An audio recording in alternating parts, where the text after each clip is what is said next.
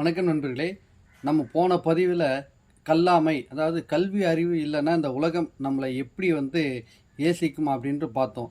இப்போ நம்ம பார்க்க போகிற தலைப்பு பார்த்திங்கன்னா, நன்றியில் செல்வம். அதிகாரம் 101. அதாவது கோடி கோடியாக பணம் வச்சிருக்கிறவன் அள்ளி கொடுக்கலாம் கூட கிள்ளி கொடுக்க மனமில்லாத அந்த கஞ்சனை பற்றி வள்ளுவரும் இந்த உலகம் எப்படி அந்த கஞ்சனை ஏசுகிறது, அவருடைய செல்வம் எந்த நிலைக்கு ஆளாக்கப்படுகிறது அப்படின்னு இப்போ நம்ம பார்ப்போம். ஒருவன் கோடிக்கணக்கில் நிறைந்த பெரும் பொருளை சேர்த்து அதை உண்டு அனுபவிக்காமல், தானும் அனுபவிக்காமல், அவனும் யாருக்கும் கொடுக்காம செத்து போயிட்டான், இறந்துட்டான் அப்படின்னா அந்த பொருளால் அவனுக்கு ஒரு பயனும் இல்லை. பொருளால் எல்லாவற்றையும் சாதிக்கலாம் என்று தேடி தேடி சேர்த்த பின் தானும் அனுபவிக்காமல் பிறருக்கும் கொடுக்காமல் கஞ்சனாக வாழ்பவனை இந்த பூமியில் பிறந்ததே தேவையற்றது. பொருளை மட்டுமே அதிகம் சேர்க்க வேண்டும் என்று அலைகின்ற மனிதன் புகழ் பற்றியும் நல்ல பெயர் எடுத்து இந்த 4 பேருக்கு உதவி செய்யணும் அப்படின்னு அந்த எண்ணம் இல்லாதவன் இந்த பூமிக்கே பெரும் பாரமாக பூமி தாயே கருதுகிறாள். பிறருக்கு உதவியாக வாழாத ஒருவனை பற்றி அவன் இறந்த பிறகும் அவனை எண்ணி பார்க்க என்ன இருக்க போகிறது என்று வள்ளுவர் கேள்வி கேட்கிறார். பாருங்க, அடுத்தவருக்கு கொடுத்து உதவும் குணம் இல்லாதவன் கோடி கோடியாக செல்வம் இருந்தாலும் யாருக்கும் பயன் ஏதும் இல்லை. தானும் அனுபவிக்காமல் தேவைப்படுபவர்களுக்கும் உதவாமல் வாழும் இயல்பு உடையவன் பெற்றுள்ள செல்வம் அதுவே அவனுக்கு பெரும் தொற்று நோயாக மாறும்.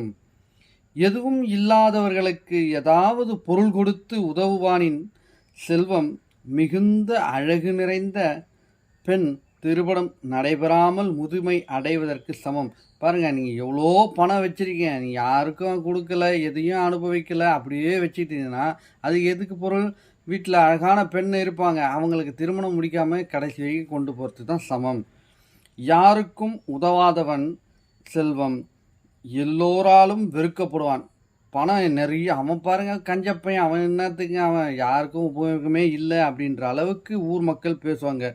ஊருக்கு நடுவில் நஞ்சு மரம் பழுத்து பழம் தொங்குவதைப் போல யாருக்கும் பயன்படாது. மரத்தில் நிறைய கனி இருக்குது, ஆனால் அந்த கனி ரொம்ப நஞ்சாக இருக்குது, யாருக்கும் பயன்படாது. அது மாதிரி தான் செல்வம் நிறைய வச்சுக்கிற கஞ்சனும். யாவரிடமும் அன்பில்லாமல் குறுக்கு வழியில் சேர்த்த பொருள் யாவும் யார் யாருக்கோ சேர்ந்து அனுபவிப்பார்கள். பாருங்க, இப்போ கோடிக்கணக்கில் சேர்த்து வச்சிருவான், சேர்த்து வச்ச பொருளை யாருக்கும் கொடுக்கலனா அவன் போன அப்புறம் என்ன, யாரையோ வர்றவன் போகிறவெல்லாம் சாப்பிட்டு போயிட்டே இருப்பான். நல்ல உள்ளம் படைத்தவர்களுக்கு சிறிதளவு வறுமை ஏற்பட்டாலும், பாருங்கள் இதுலேயும் நல்லவங்களும் இருப்பான் இல்லையா, அவங்களுக்கு கொஞ்சம் கஷ்டம் வந்துச்சு அப்படின்னா கூட வானமே பொய்த்து விடும், மழையே பெய்யாமல் வானமே வறட்சி ஆகிடும் அப்படின்னு வள்ளுவர் சொல்கிறாரு. பாருங்கள், இன்றைக்கி இந்த காலகட்டத்தில் நிறைய இயற்கை பேரிடர்கள் நடக்குது. சுனாமி முதல் கொண்டு நிலச்சரிவு முதல் கொண்டு எவ்வளவோ நடக்குது. அந்த நடக்கும் பொழுது பாருங்கள், கோடி கணக்கில் பணம் வச்சுருந்தவன், எவ்வளோ பெரிய பெரிய கார் இருக்குது, பெரிய பங்களா இருக்குது, எல்லாமே இருந்த இடம் தெரியாமல் சுக்குநூறாக போயிடுச்சு. ஆனால் என்ன பிரயோஜனம்? பாருங்கள், இன்றைக்கி எங்கெங்கோ இருந்து உதவிகள் போய் செய்கிறாங்க, ஆனால் இருக்கும்பொழுது அவங்க நிறைய பேருக்கு கொடுத்துருந்தாங்கன்னா இன்னும் நல்ல வாழ்க்கையை வாழ்ந்திருக்கலாம் அப்படின்னு வள்ளுவர் சொல்ல வர்றாரு. நன்றி.